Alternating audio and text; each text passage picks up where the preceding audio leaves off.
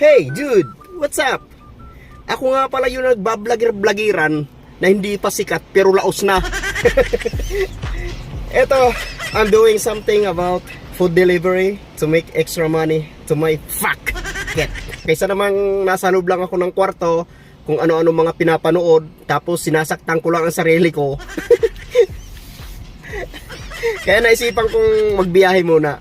Araw ng linggo, mag food delivery po muna tayo mga lods. So may pipick upin po ulit tayo dito sa may restaurant. So ito, bit-bit ko na naman yung pambigas. Wow. Pambigas-bigas din to eh. 'Di ba?